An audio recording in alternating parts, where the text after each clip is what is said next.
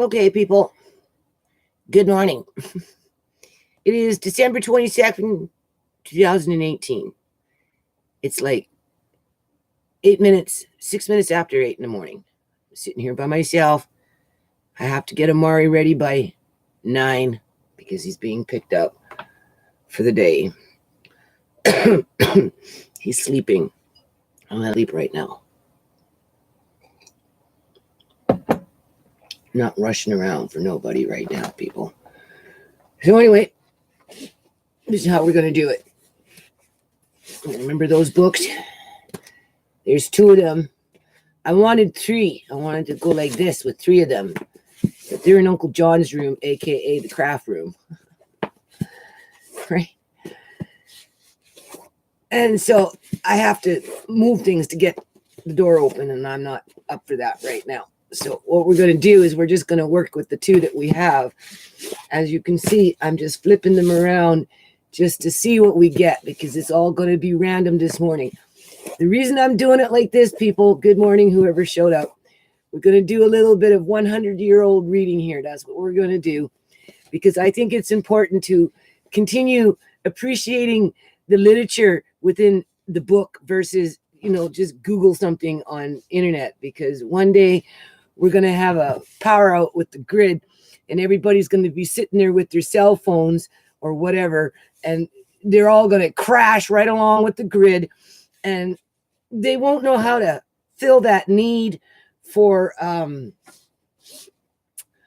don't know. I don't have a cell phone, people. I don't waste my money on it. And 2, I just, I don't know. This is just to reinforce books, right? And when you got a 100-year-old books, that's pretty amazing. And I got a whole set, right? So anyway, we're just going to pick a page. I don't got a lot of time. I have to get Amari ready here in the next half an hour, right? Because he's being picked up for the day. So before I do that, before I wake him up, I thought I'd just take a page, take a section, read that section. And then as I go about working on my nonprofit, working on those web pages, right? I'll take these little clips and I'll import them onto its own web page to foster reading, right? With books versus online Google and all that other crap. Okay, so we're doing this blind, right? We're just picking out of the first 2 books. We're just picking something here. So I don't know if it's book 1 or book 2. We just mix them up. We'll just do it this way, and we're going to stop with this one. So this one goes on the floor. So where are we? My eyes are really bad. Yesterday, they were really bad. I don't know where we're at. What volume is this? Does it say? I don't know. I can't really see.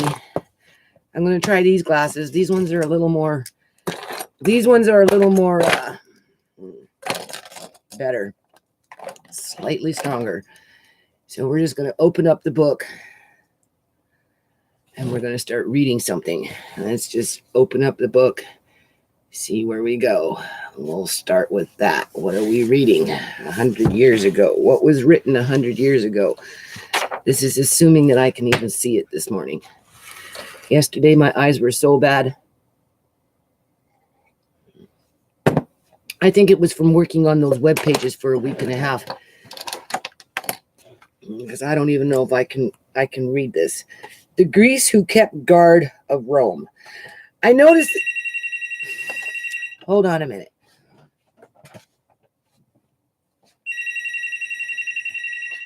Hello?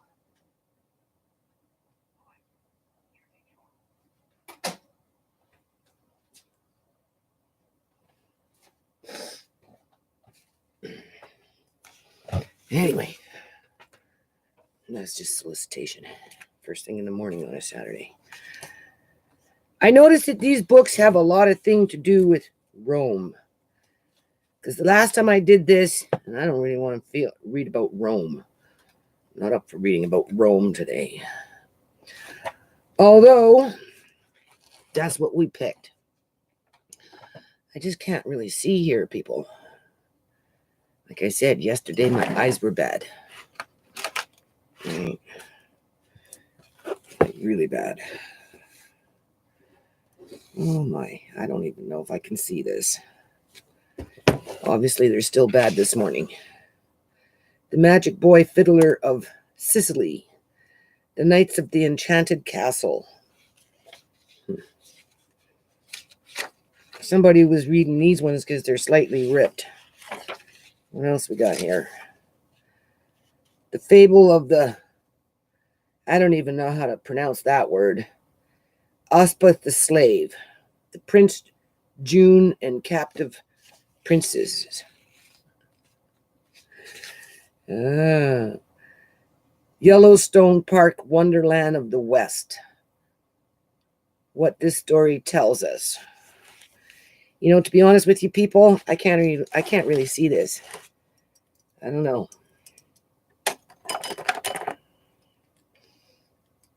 My eyes are sore this morning.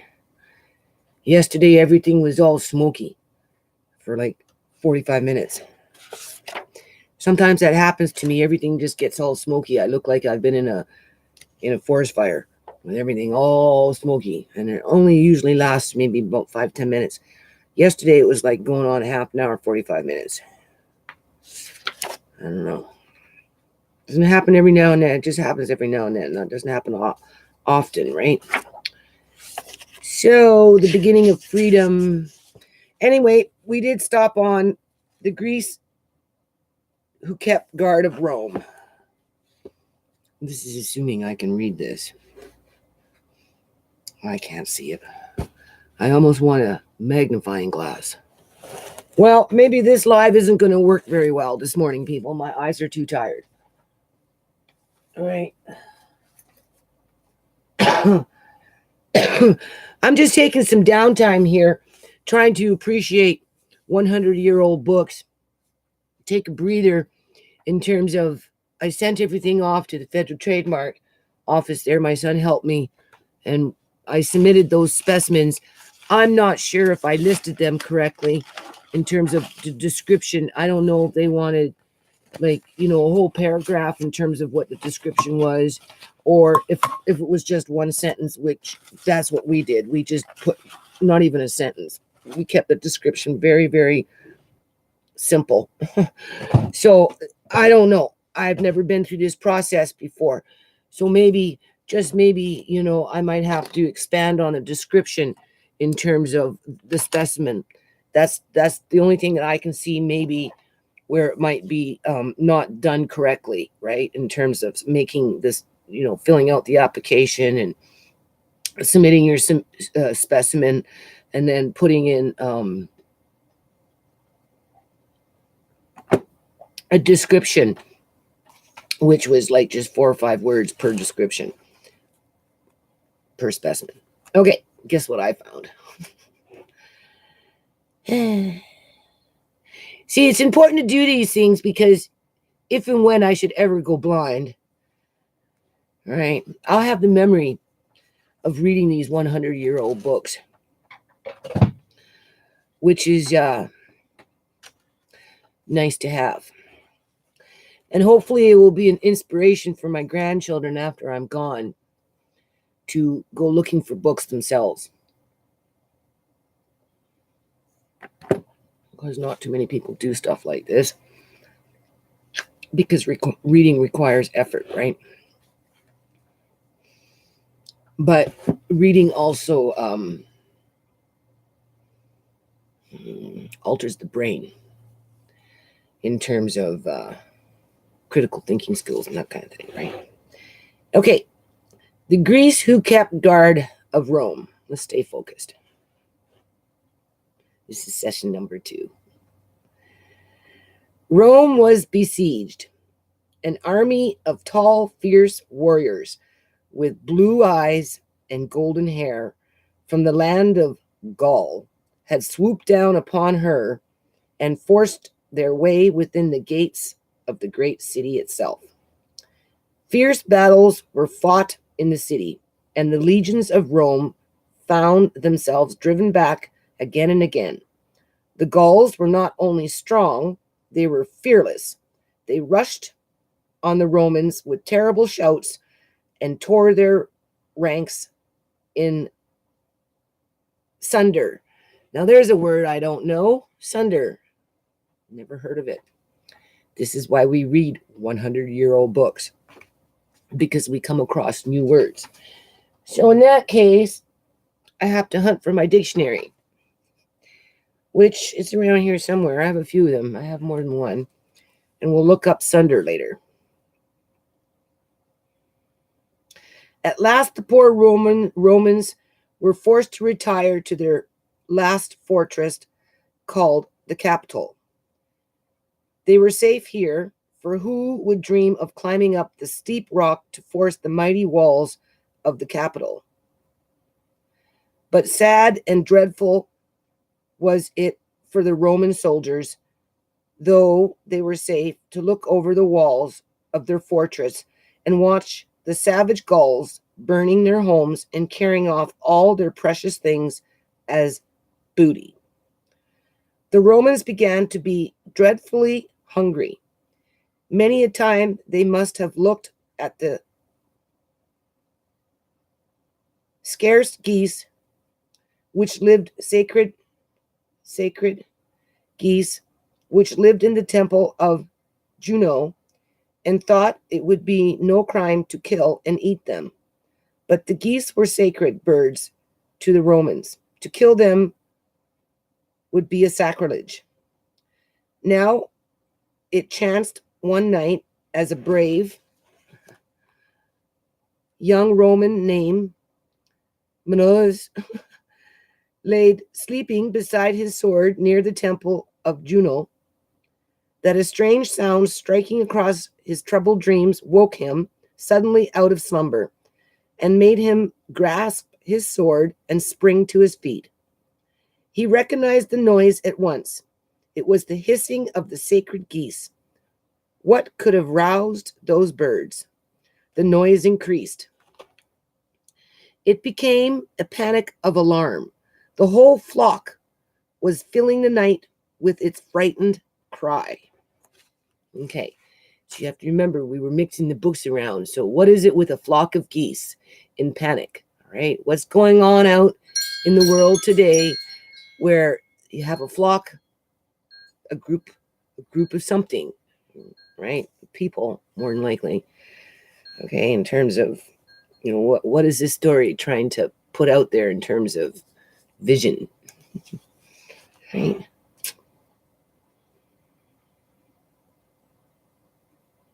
Woke him suddenly out of slumber. Okay, the noise increased. It became a panic of alarm. The whole flock was filling the night with its frightened cry.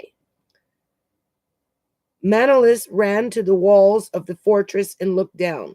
He came face to face with a Gaul. The leader of the Gauls had led his men up the pinnacle in a night attack, and he was just about to pull himself over the wall when Menelaus appeared. In an instant, Menelaus seized the straining wrist of the Gaul and, wrenching the fingers free of the parapet, another word I don't know, hurled the enemy down the hill. Louder and louder grew the night clamor of the geese. Romans started from their sleep and, snatching their arms, hurried to see what it could be. They found Menelaus defending the walls. With a shout of victory, they rushed to his rescue, and in a few minutes, all the garrison was aroused, and the Gauls were beaten back and utterly routed. Routed. Another word I don't really know. So 3 words we came across that I don't know, because we don't use them today in the normal everyday English language.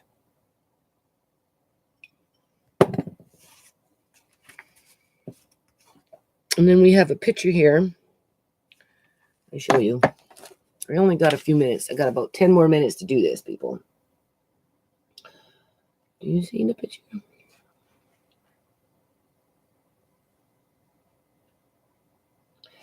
I am going to be putting this with when I make another web page. I'll put it under the homeschooling section or something, right? In terms of 100-year-old history, via through a book.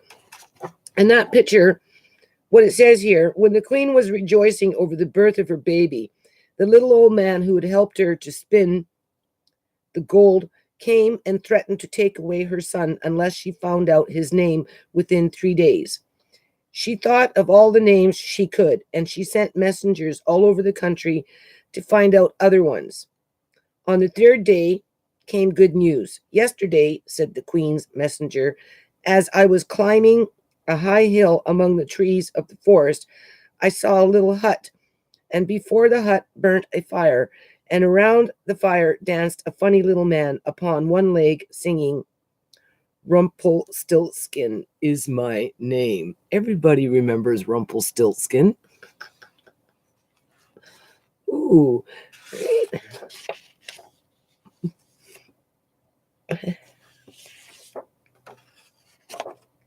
Anyway, we're on page 578. And these series, with their pages, I'm noticing, just continue to go from page to page. So, in other words, the first book had 1 2 page the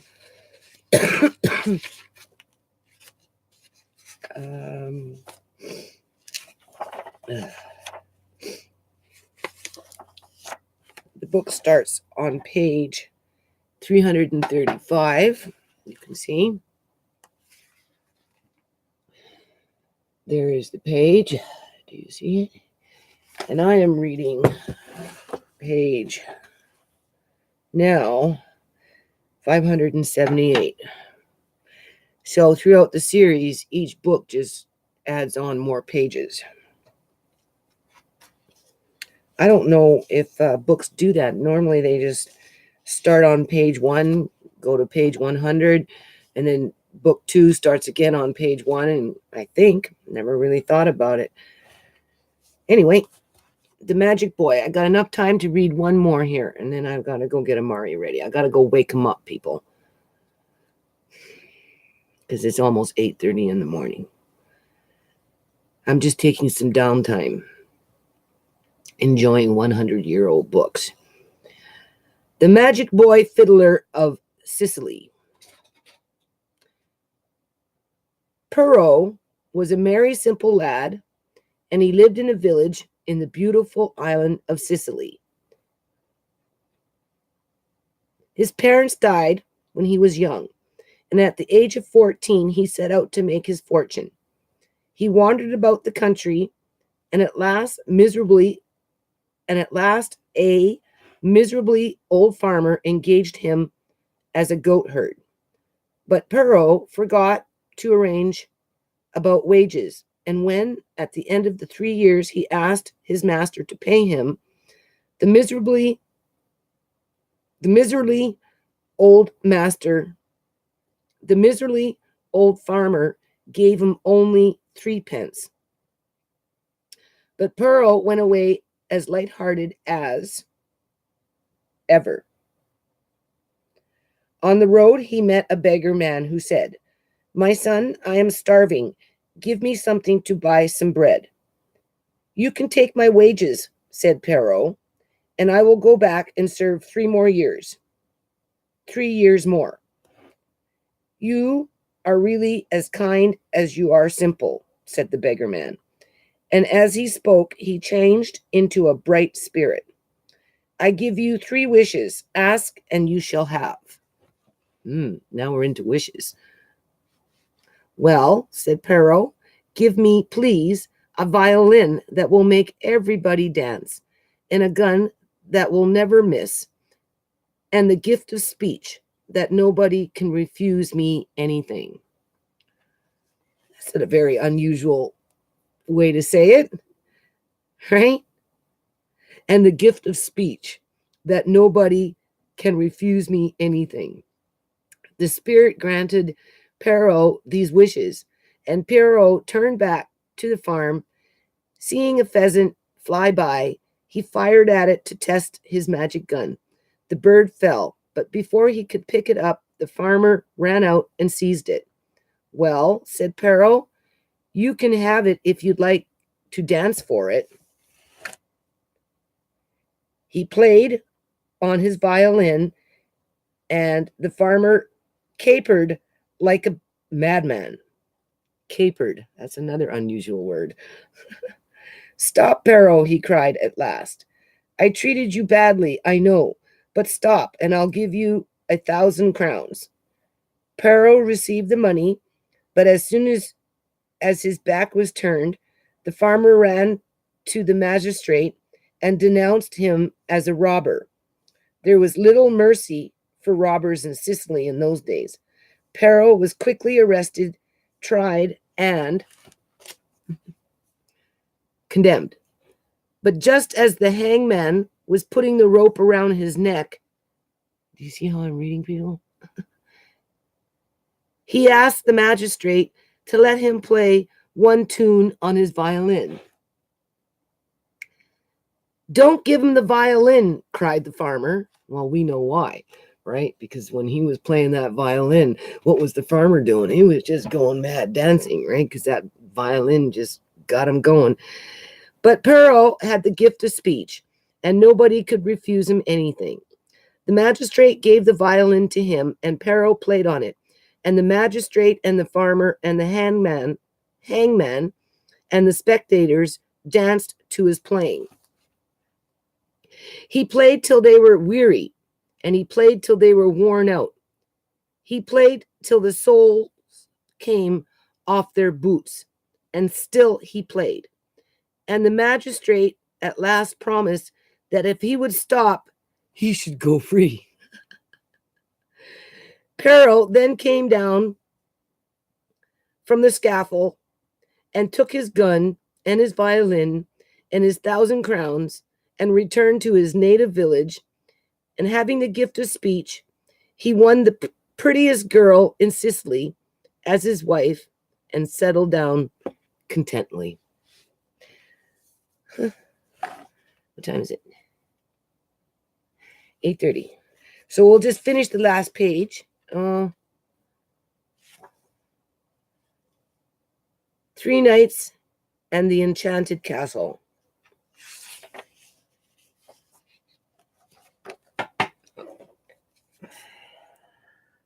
Easy.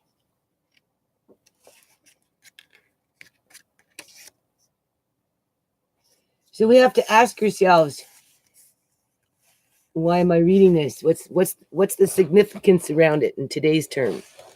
100 years fast forward. Where are we going with this?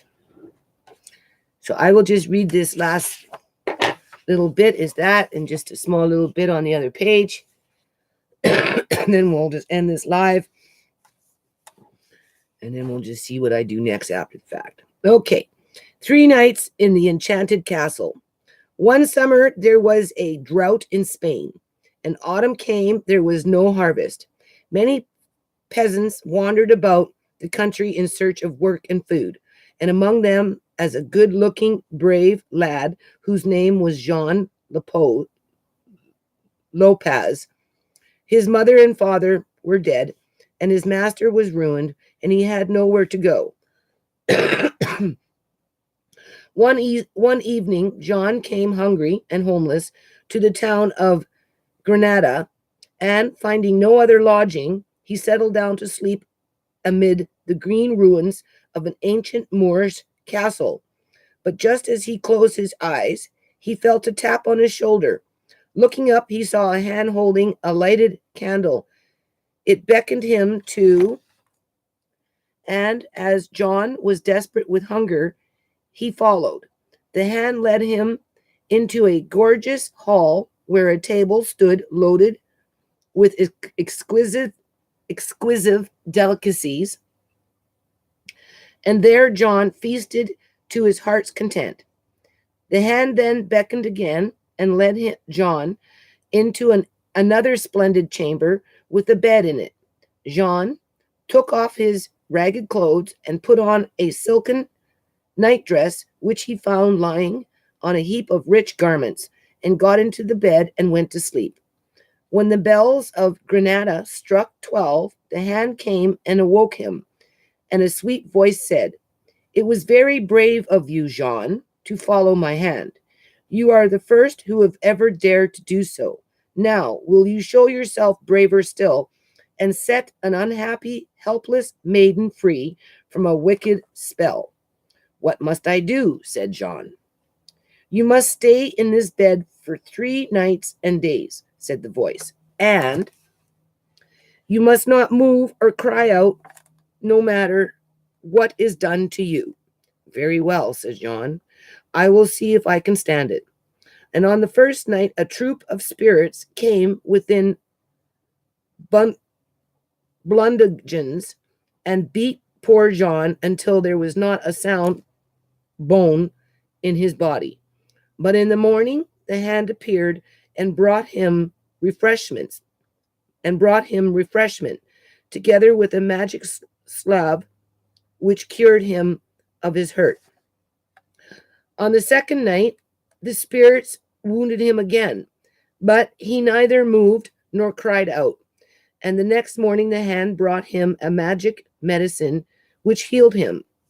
The ordeal of the third night was fearful, and no hand appeared at the break of day. But there came instead a princely maiden who bathed Jean with a magic water that made him hale and whole again. Hale, Hale. That's another word unfamiliar with, people. Jean then put out the rich garments and went into the hall where the table stood and feasted with the maiden. She was wonderfully lovely, and her loveliness was of a kind which Jean had never seen before. Her skin was a creamy tint with a deep rosy color following beneath the cream. Her little mouth was like a scarlet flower, and her dark eyes were large and liquid and tender, like the eyes of a beautiful fawn, like a baby deer, right? "Surely you are not a Spanish lady," said John. Hold on.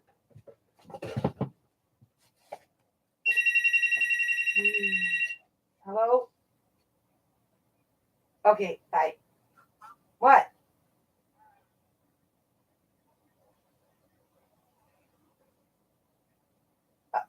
Okay, bye.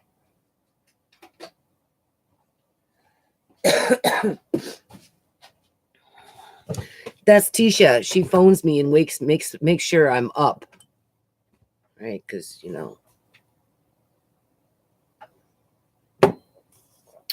Anyway, almost done.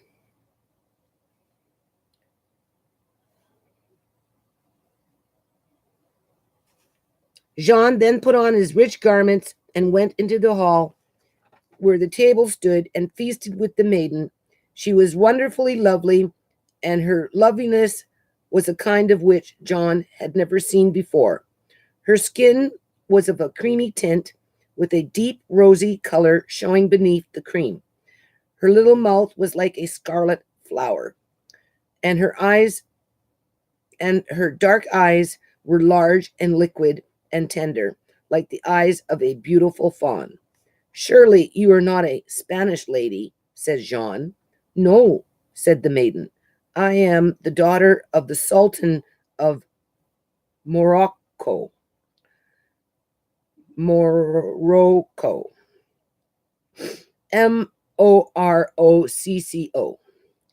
And now that the spell is removed, I must return at once to my father's palace. Follow and find me."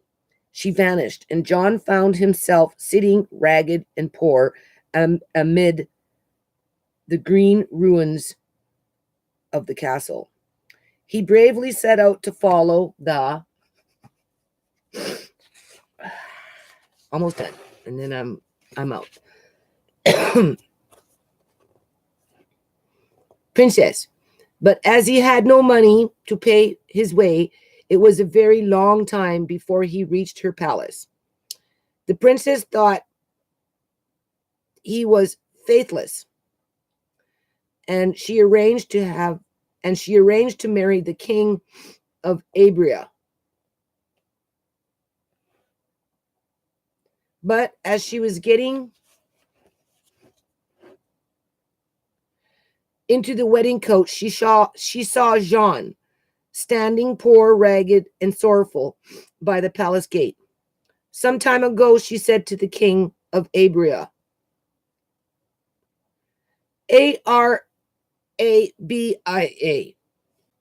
I don't know if I'm pronouncing that correctly. Anyway, I lost the key of my jewel case, so I got a new one. Now I have found the old key. Which shall I use? You should use the old key, said the king of Abria. Here is the old key I meant, said the princess, taking John by the hand. It was this brave, handsome boy who rescued me from the enchanted palace. So I will marry him, and you, O king, must find another bride. And marry John she did. The king of Abria, who was really a generous man, gave the happy bride and the bridegroom a magnificent wedding present, and they lived happily ever after together. Okay. Well, there we go. 100 years ago. That's the way they wrote, people. That's where I'm right there. All right. Oh, anyway, we'll talk to you later.